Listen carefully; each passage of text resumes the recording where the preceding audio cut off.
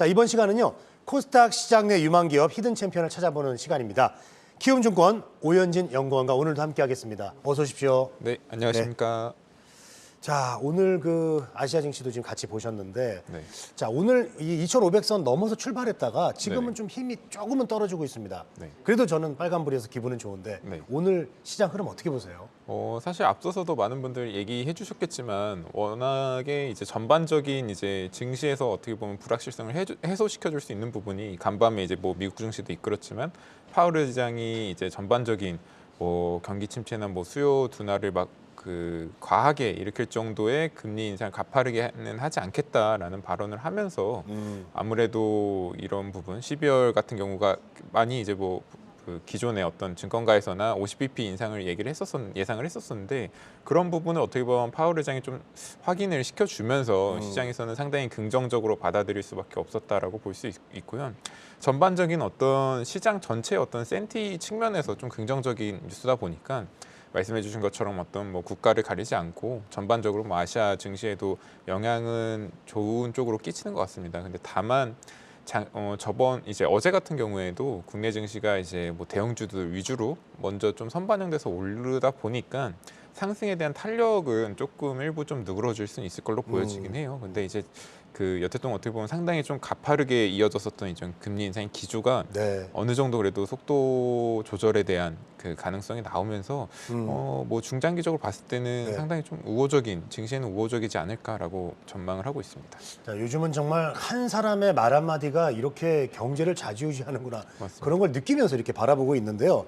그동안 항상 강경하기만 했었는데 기조를 좀 바꾼 가장 뭐 중요한 이유 하나 뽑는다면 뭐가 있을까요? 아무래도 이제 너무 지금 최근까지 너무 급격하게 금리를 올렸었다 보니까 이러한 부분이 실질적으로도 이제 경제 지표에도 좀 반영이 되기 시작했고요.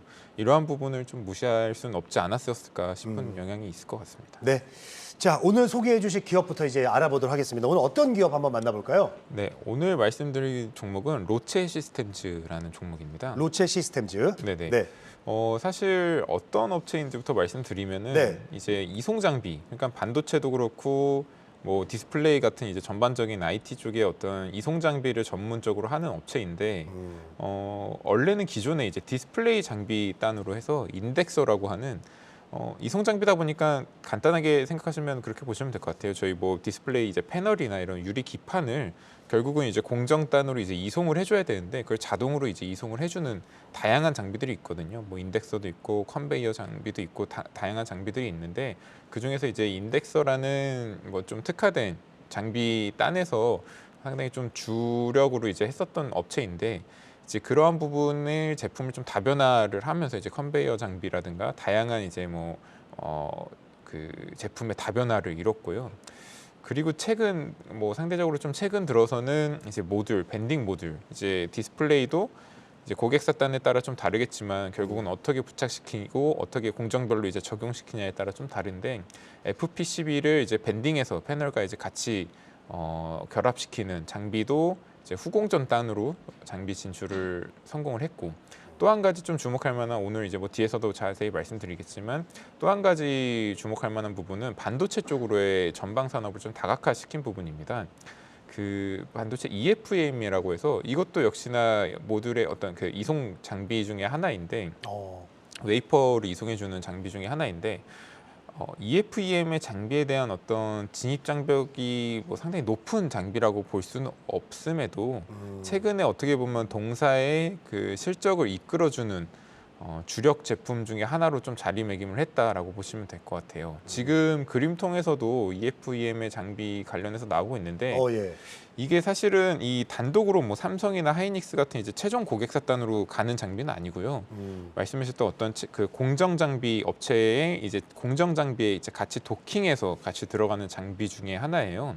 근데 이게 말씀드린 것처럼 기존의 어떤 공정 장비와 같이 들어가다 보니까 그 고객사 단에서는 EFEM의 동사거가 됐든 이제 다양한 그 장비사들의 EFM을 적용을 해서 지금 납품을 하고 있는 와중에 굳이 이 교체에 대한 수요가 없어요. 왜냐하면 도킹에서 같이 들어가다 보니까 타사 걸로 교체를 하게 되면은 뭐 통신이나 이런 부분도 다시 세팅을 해야 돼서 기존에 쓰고 있던 그 EFM을 계속 쓰려는 기조가 강할 수밖에 없는데 이 동사 같은 경우에는 주력으로 납품하고 있는 업체가 메슨 테크놀로지라는 회사로 추정을 하고 있거든요. 네네네. 이쪽 같은 경우에는 내년 같은 경우에도 상당히 좀 견조하게 납품이 가능할 걸로 보여져요.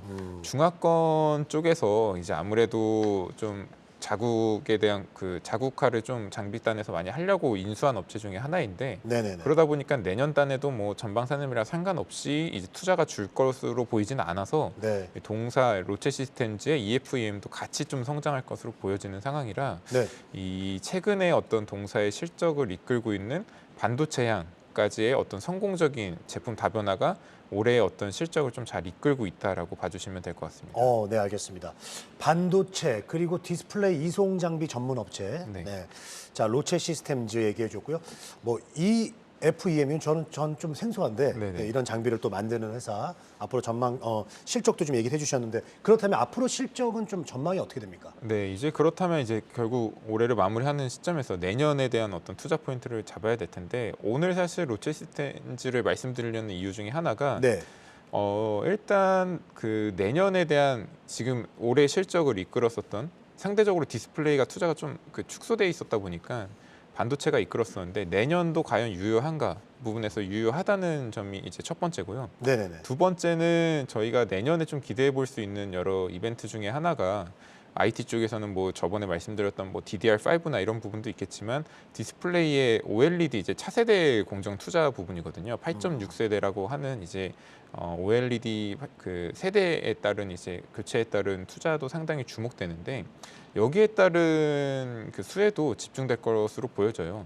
애초에 원래 이제 디스플레이 단의 어떤 투자 사이클이었던 2017년도나 이럴 때도 로체 시스템즈가 이쪽에 대한 이송 장비 납품을 하면서 실적을 크게 키웠던 적이 있는데 역시나 내년에 뭐 저희 주력 고객사, 국내 주력 고객사의 디스플레이 투자가 좀 시작을 될 것으로 보여져서 기존에 대한 어떤 반도체의 견조한 실적, 안정성 거기 플러스 이제 추가 상승에 대한 모멘텀이 8.6세대 투자와 같이 맞물려서 동사한테 좀 우호적인 실적을 이끌 것으로 보여지고 있고요.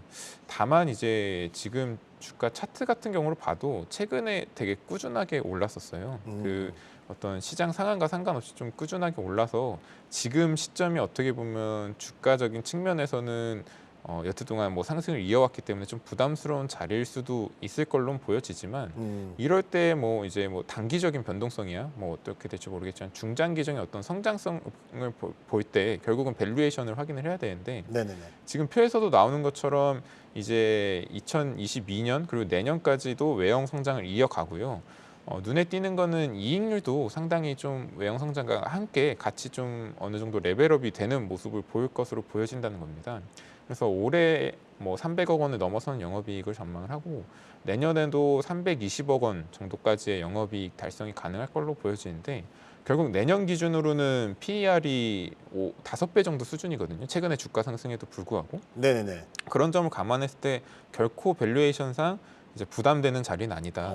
그리고 사실 어떻게 보면 장비 업체들이 네. 그 좀 디밸류 되는 그 요소 중에 하나가 결국 사이클을 너무 탄다는 점인데 말씀드렸던 어떤 투자 사이클이 내년에 시작되고 사실 24년에는 디스플레이 단에서는 좀 더 이제 온기로 그 수혜가 가능할 것으로 보여지거든요. 그러니까 최소 지금부터 해서 내년과 내후년까지 어떤 성장 사이클이 된다는 가정하에 지금의 뭐 5배 수준, 지금 실적에서 뭐 내년 기준으로 한 5배 수준의 밸류에이션이면 상당히 좀 투자 매력도가 있는 구간이지 않을까라고 말씀을 드리고 있습니다. 네, 알겠습니다. 오늘 코스닥 히든 챔피언 로체 시스템즈에 대해서 전망을 좀 들어봤습니다. 좀 내년이 또 기대되고 또 밝게 전망을 좀 해주셨네요. 자, 오늘도 키움증권 오연진 연구원과 함께했습니다. 오늘도 좋은 말씀 고맙습니다. 네, 감사합니다. 감사합니다.